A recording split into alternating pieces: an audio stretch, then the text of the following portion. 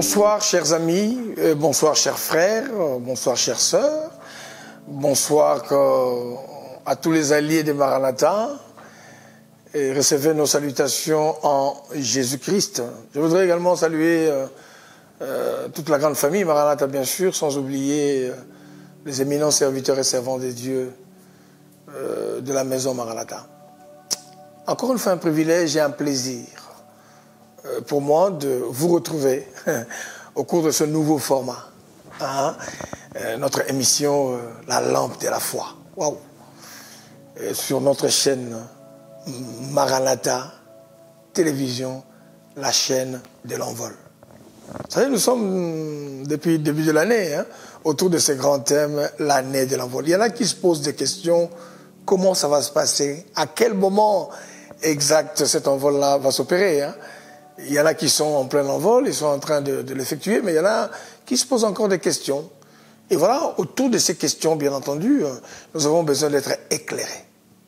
Vous savez, le psaume 27, verset 1 nous dit ceci: « Le Seigneur est ma lumière, il est aussi mon salut. » Laissez-moi prier pour quelques instants pour que le Saint-Esprit nous donne sa vraie lumière, afin que nous puissions partager la parole de Dieu pour le bien de quelqu'un. Seigneur, nous te disons merci.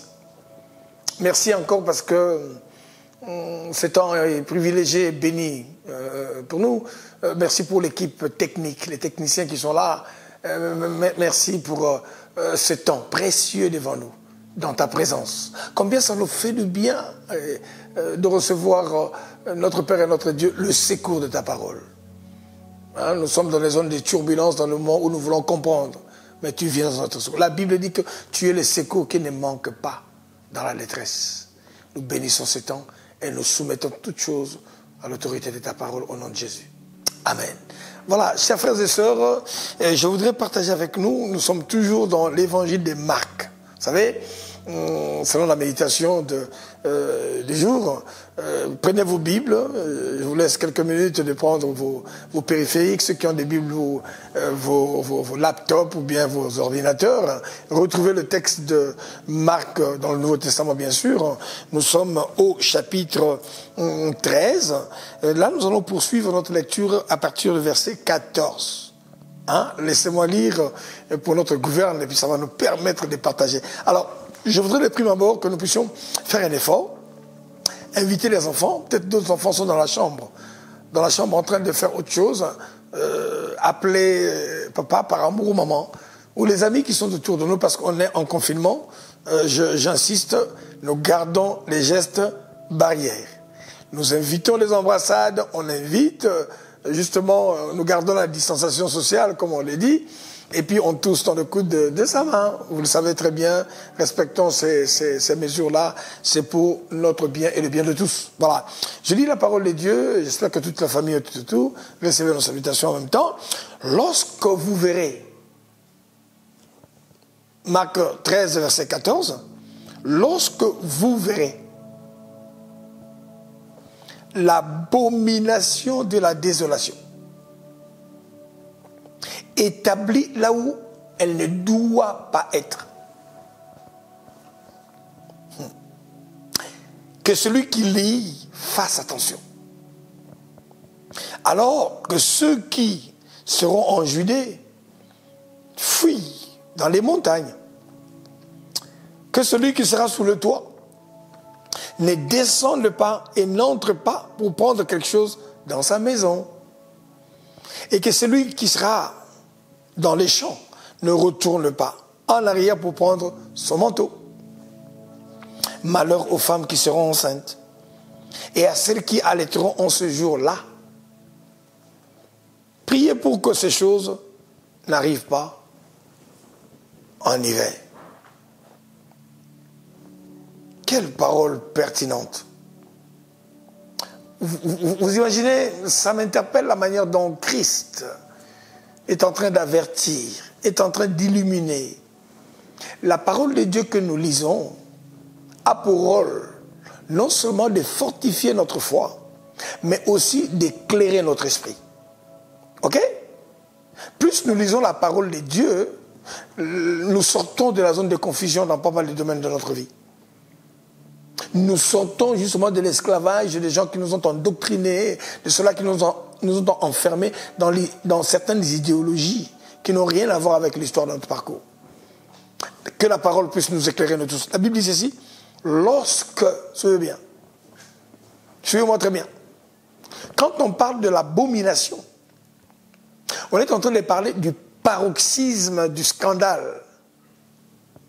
On nous dit, c'est vrai, le scandale, on peut en trouver partout. Mais il y a des endroits où on est censé vivre la gloire de Dieu. Parce qu'on nous dit ceci, il y aura un temps où, vous allez voir, parce que quand vous lisez dans la parole de Dieu, il y a un roi qu'on appelle Manassé. Parmi les enfants d'Ézéchias, il a commis des scandales dans les temples. Manassé a fait des abominations qu'on ne pouvait pas imaginer. Manassé a profané le temple. Il a fait ce qu'on appelle la profanation du temple. Je suis en train d'arriver.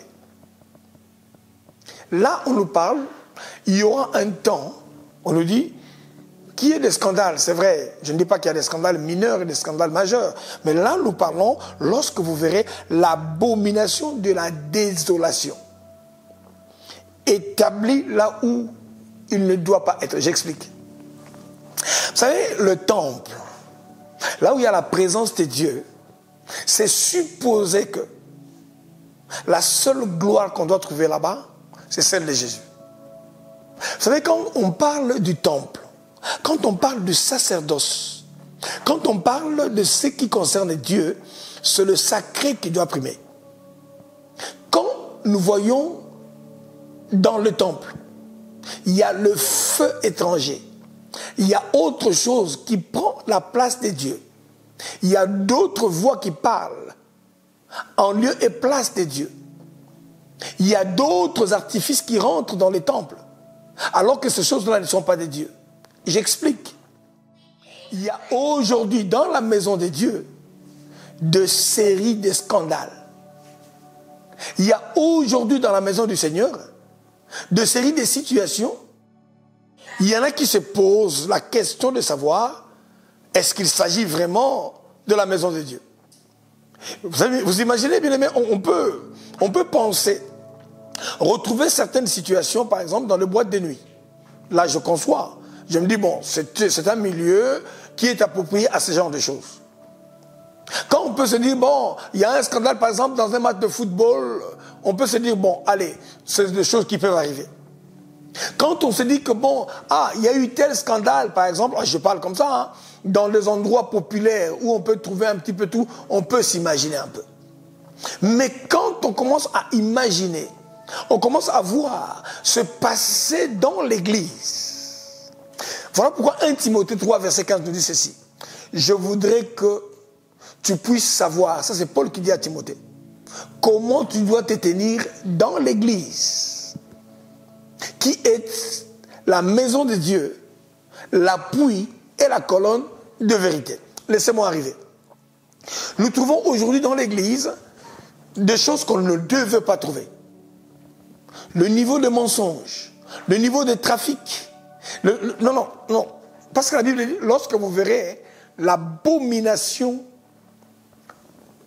de la désolation, pour ne pas déformer, moi je pense, lorsque vous verrez l'abomination, c'est-à-dire que de péché qu'on ne peut pas imaginer, le niveau de trahison, comment on peut comprendre aujourd'hui parmi les enfants de Dieu, mais on a des projets macabres, des empoisonnements.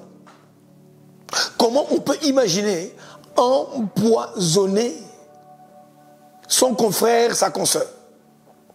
Comment on peut imaginer faire de l'escroquerie spirituelle? Il y en a tellement de scandales, hein. Ce n'est pas moi. C'est juste un constat. Comment on peut imaginer des choses qu'on ne peut pas trouver chez ceux-là que nous appelons païens? La Bible dit en fait, ces choses-là doivent arriver. Mais seulement, c'est la lecture que nous faisons de ces choses, bien aimés, et qui est importante. Ça, c'est le Seigneur Jésus lui-même qui est en train d'instruire. Et si vous lisez dans les détails que non, il y a le frère va trahir son frère, la sœur va livrer sa sœur, Il y a des niveaux de scandale. Allez, je vais plus loin. Le sacrificateur, le serviteur de Dieu, celui qui est censé être un modèle pour la maison de Dieu, lui-même, non pas, il ne commet pas le scandale, mais lui-même devient le scandale, en fait. Et la question aujourd'hui, c'est que on ne se rend plus compte, en fait. On ne se rend plus compte. Les anti-valeurs deviennent des valeurs.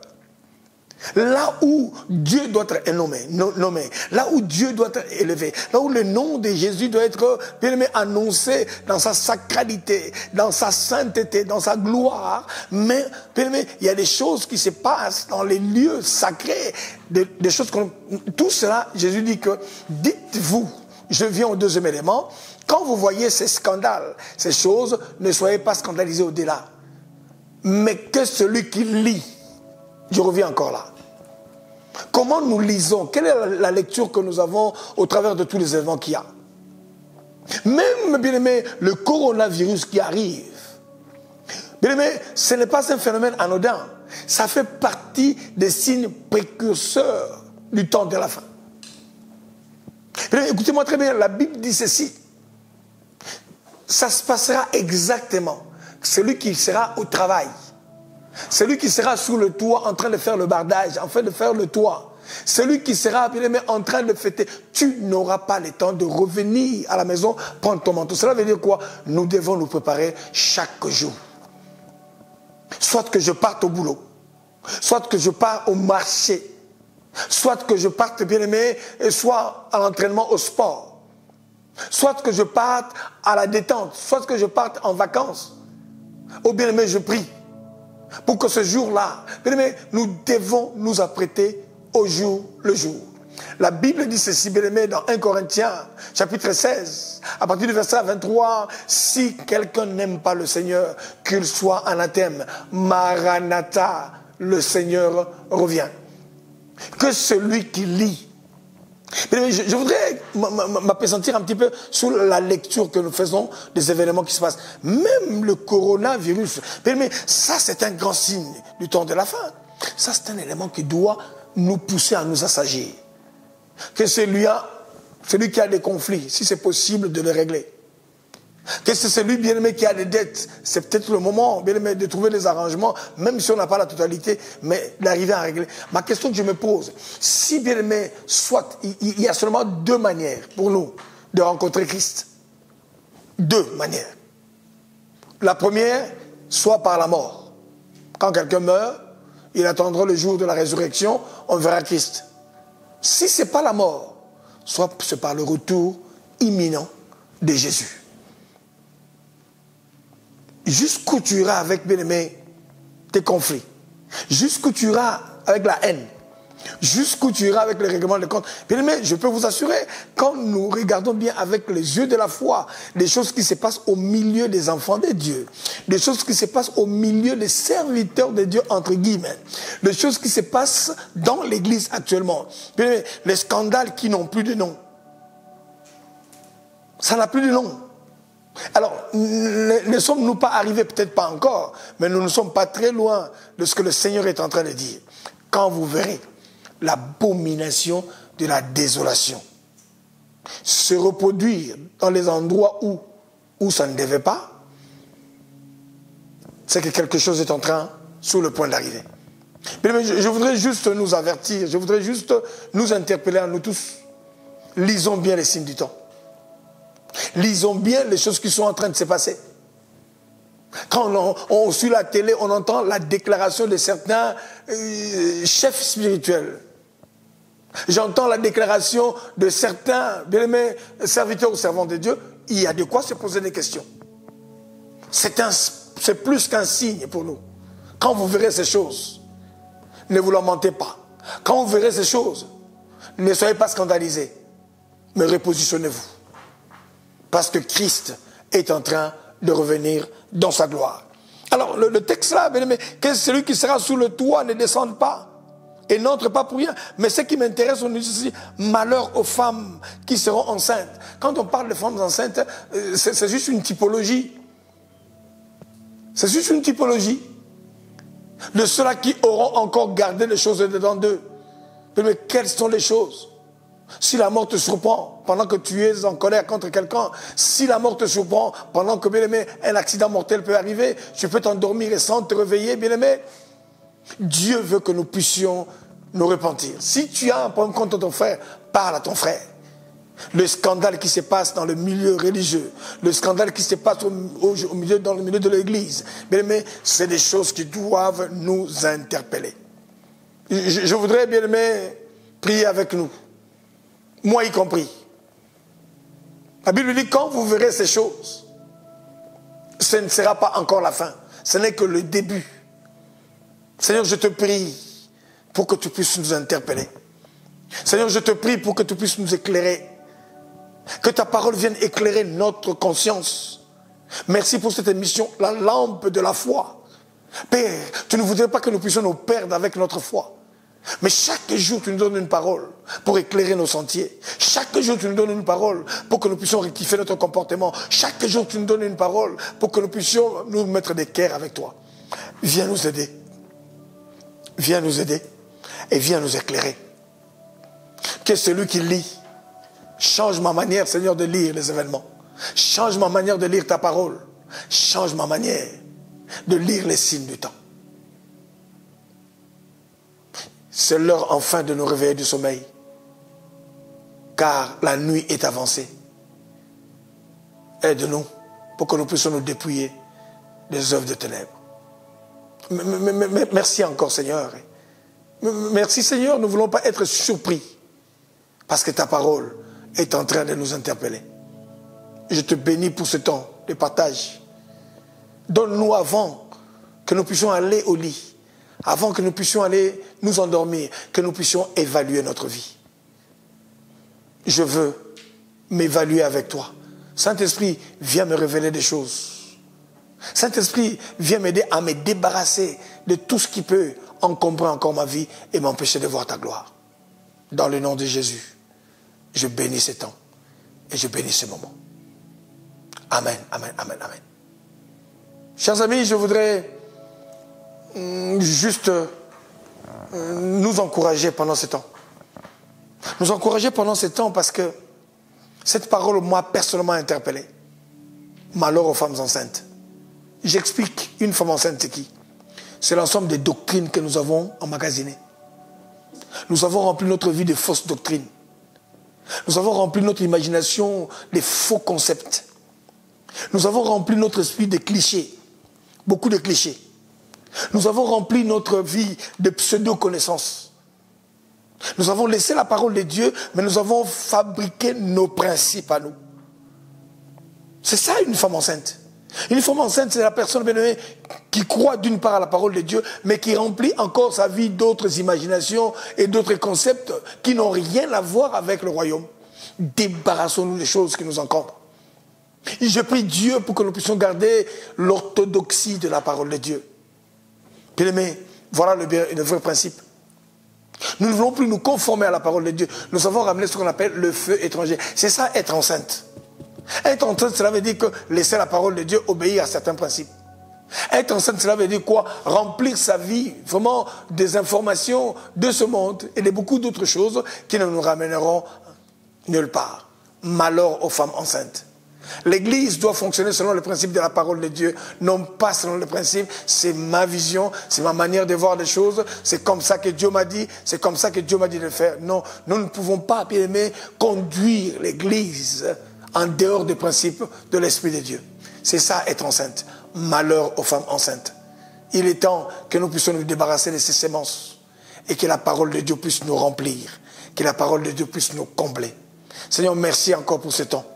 Merci pour ce temps d'instruction. Merci pour ce temps d'avertissement. Que celui qui lit fasse attention. Que notre lecture de la vie puisse changer. Que notre manière d'interpréter les événements puisse également changer. Si quelqu'un n'aime pas le Seigneur, qu'il soit anathème, Maranatha, Jésus est en train de revenir. En tout cas, je voudrais nous encourager, bien aimés, à aimer cette page, à partager ce moment. Et si c'est possible, à faire, bien aimé, inscrire nos amis, les membres de nos familles, nos collègues de travail, bien aimé, sur notre chaîne Maranatha, Maranatha Télévision Bien-aimés, notre chaîne de l'envol. Soyez bénis, que le Seigneur vous garde. Chaque soir, nous serons éclairés par une parole d'encouragement, par un message d'exhortation, par une prédication de cette parole. Aimez cette page. Mettez j'aime, j'aime, j'aime pour ce temps d'encouragement. Soyez bénis. Je salue toutes les familles des Maranatha, les alliés et tous les techniciens qui sont avec nous sur le plateau. Que Dieu vous bénisse. On s'est dit à très très bientôt, sinon à demain par la grâce de Dieu à la même heure, 19h30. C'était l'évêque Jean-Claude Mosengo de la communauté évangélique Maranatha. Soyez bénis. Merci pour ce nouveau format. La lampe de la foi. Dans notre chaîne de l'envol, bien sûr, Maranatha Télévision. Soyez bénis. À très bientôt.